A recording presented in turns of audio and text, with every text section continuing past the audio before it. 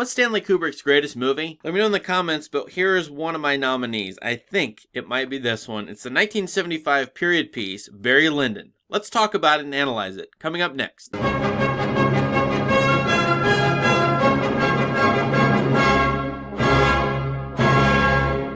Barry Lyndon is Stanley Kubrick's 10th film, and it's a departure from his previous work. The previous movie he made here was 1971's Clockwork Orange, which is a science fiction movie about a young man going through a world and being controlled in part by his environment. And you know what? In a way, Barry Lyndon is exactly about that, even though it's set in the late 18th century, even though it's based on the 19th century novel by William Thackeray. The movie depicts Barry Lyndon as a young man moving through the world and having problem after problem. It opens with his father being shot and killed in a duel, his mother being a single woman raising him, but very quickly we see Barry Lyndon screwed over time and time again. First by a cousin, second of all by a man whom he duels, third of all by robbers on the road who take all of his possessions, fourth of all by the army in which he has to enlist. And in the opening half hour of the movie, we see not only Barry Lyndon defrauded, but also murder a man in a duel, and also enlist in the army and become a deserter. The whole world of this movie is one of fraud and lying and quiet hate. And you see Barry at once shaped by this world and become a man in this world who apes other people, imitates them, but he also becomes a liar and a fraud and a murderer in this movie. This movie asks one of the major, huge questions of human existence. How much are we shaped by our environment? How much do we shape our environment? It's the free will determinism argument, and it's shown here in this movie. And I've seen a lot of critics say this movie is deterministic, that Barry is shaped by his world, that he has things happen to him. It's actually true also that Barry makes a lot of key ethical choices in this movie. So you have Stanley Kubrick kind of showing you that young men do have choices, but they are also very heavily shaped by forces way beyond their control. Now, as Barry moves through the late 18th century world of Northern Europe, especially England, you see him become an aristocrat over time, a very wealthy man. That's because he meets the Chevalier, who's Irish as well, who helps introduce him to the wider world, who introduces him to the world of gambling, and there Barry meets a young woman who is very rich. Essentially, Barry is a male gold digger. He marries this woman for money, and then the second half of the movie shows his decline and fall. This movie ends up being a tragedy of the life of Barry Lyndon. Now, the fact is, as a tragedy, it's just a very interesting mix of genres. First of all, this movie is a picaresque. That essentially means that a man goes through the world, it could also be a woman, and has a series of unrelated adventures. A picaresque can be a story of growth. A lot of times they're stories of comedies, and these are wildly popular in the 17th, 18th, 19th centuries. I think the movie's tone, though, is very heavy. It's making fun of, at once, European civilization, perhaps. It's certainly making fun of the picaresque by showing Barry Lyndon have things happen to him that are unfortunate, not fortunate. And Barry becoming a rich aristocrat is actually a problem and affects him tremendously. This movie mocks a lot of things, including the idea of love. Very cynically, it says that Barry marries only for money. I think it mocks the idea of nobility. Everybody in this movie has great costumes, is very wealthy, but in fact they also, on the outside, look like ghosts because of the whitish powder used at the time, fashionably speaking. And everybody in this movie seems to silently hate each other.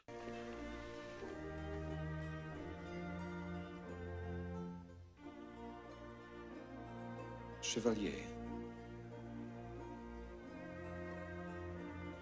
though I cannot say how, I believe you have cheated me.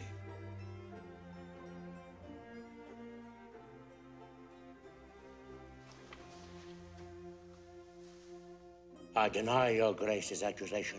There are a lot of male-male encounters in this movie which two men face off and hate each other. Those are shown overtly in the duels, but there's a lot of sitting conversations in which two males are vying for power and control of something. Kubrick is always kind of showing us the animal within ourselves. And even given the costumes here, the vast beauty of the estates that are depicted in this movie. Heck, the movie's visuals themselves are beautiful. There's so many shots that look like paintings here. Nevertheless, all the characters are sort of animalistic and this quiet hatred and this will to defraud and lie to each other. And about watching this movie and sort of hate everybody, including Barry himself.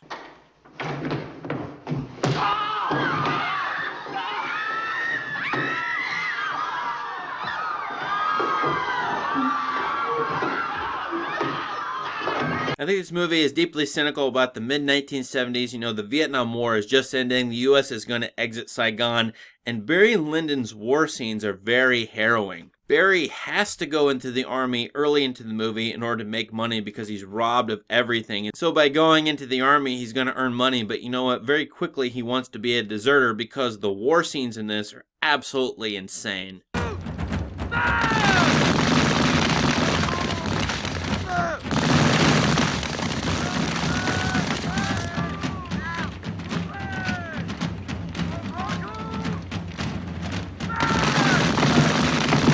All this movie looks like a dream, you know, the lighting and the makeup and the costumes, amazing production values. At the same time, this movie is very realistic. Kubrick seems to want to show us actually what it was like to be there, but also the natural lighting. You know, Kubrick made several breakthroughs in this movie by using only natural lighting, including night scenes which are lit only by candles. This kind of technique of having only natural light has become a thing to do in the last 40 years, but Barry Lyndon is the first movie to really pull that off, thanks to advanced camera technology that Kubrick used. And this movie at once has a beautiful, dreamy quality to it, and there's lots of shots, as I said, that look like still paintings, magnificent paintings you might see in an art museum. And on the other hand, within those paintings are characters who sit and see. They hate each other, they hate life, they don't want to even be living, it seems like. This is a movie that really depicts a world without love, a world without hope. That's sort of a problem for me because I'm always asking myself, okay, what's Kubrick up to? If he's making a universal statement about human existence,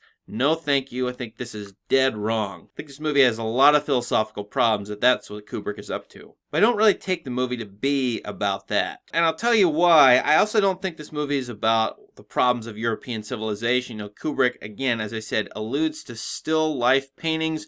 He uses a lot of classical music. I think Kubrick acknowledges, you know, there's so much beauty in nature, in civilization, and civilization has produced so much beauty and greatness that how can you have a world like this where all the characters, all the people in it hate each other, especially with Barry Lyndon, you know, not recognizing the beauty that he's in and could enjoy. To me, what Kubrick is talking about is civilization gone awry. He's using the late 18th century, but he's making a movie for the mid to late 20th century. I think Kubrick has a lot to tell us about our condition, spiritual, existential condition in the late 20th century, heck, even the 21st century. I do not recommend this movie to you if you are depressed. This movie will not satisfy you. It could actually harm you. You need an antidote to the very bleak concerns of this movie. But then again, I find, you know, a lot of Kubrick's movies are, in a way, I think, visual interpretations of musical pieces that he's really dazzled by and listening to. And I think there's an argument that the soundscape is more important even than the visuals in this movie. That might seem crazy because of all the praise given to this movie's visuals, which are exquisite, and still, as a period drama, it's one of the best, probably the best shot ever period drama. And yet the sound in this is remarkable, including the use of the piece by Handel here.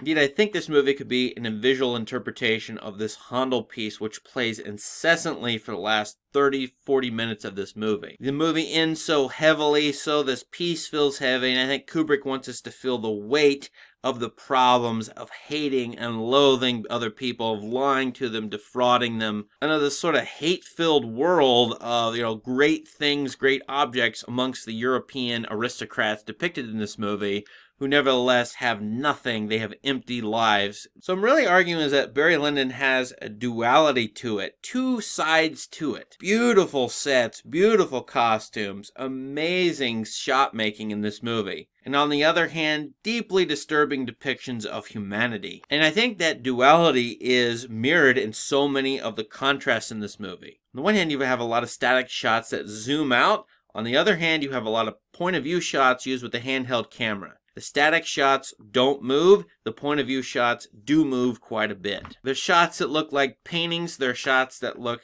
absolutely horrific. The nobility in this, they look rich, noble, dignified, but on the other hand, they all look like hideous ghosts with that horrible makeup and the fake moles they put on their face. Barry Lyndon himself is a dual person at once. He's a young Irish lad, poor boy. On the other hand, he's an aristocrat in Europe, in England in particular. So he's Irish or he's English. Shows up several times in the movie, in particular when Barry takes an officer's costume and passes himself off as an officer so that he can desert the army. Barry is really imitating other people his entire life. He's always dressing up as somebody else and pretending to be something he's really not, or he's just a man without any sort of identity.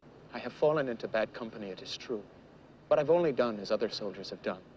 And above all, I never had a kind friend or protector before to show that I was worthy of better things. Another duality is you got these harrowing war scenes, but then you've got this militaristic drum music going on. A lot of times in this movie, the music does not match the visuals at all. And then you got this very calm, English accented voiceover narrator telling us what's going on in the visuals, but then you have the visuals themselves, in which the characters rage, hate each other, and so on. Yet the calm voiceover narrator against these raging characters is quite the contrast. All in all, Barry Lyndon is an unparalleled costume drama. It still looks amazing today. It inspired so many influences from Ridley Scott's first movie, The Duelists, to Roman Polanski's Tusk, Martin Scorsese's The Age of Innocence. I do not recommend this movie to most people. I think most people need some kind of uplift and inspiration because their lives, in a way, are already depressing messes. Kubrick is not someone you turn to for inspiration. He's a great artist, yes, but he's not going to help you out in any way. He's going to tell you about existential crises. Men living under giant bureaucracies or giant systems they can't extricate themselves from. Men being controlled by their environments or making terrible choices. And the antidote to Kubrick for me is always Terrence Malick, who liberally quotes Kubrick in so many of his movies. So I'd say if you're going to watch Kubrick and this is masterpiece, to me, Barry Lyndon, you ought to watch another movie by, say, Terrence Malick. So I hesitatingly recommend Barry Lyndon to you, as long as you can look at it wisely. Have you seen Barry Lyndon? What do you think of it? And what do you think Kubrick's masterpiece is? That is his best artwork. Please subscribe to this channel if you have not already. Thanks for watching. Have a great day. Gentlemen may talk of the age of chivalry, but remember the ploughmen, poachers, and pickpockets whom they lead. It is with these sad instruments that your great warriors and kings have been doing their murderous work in the world.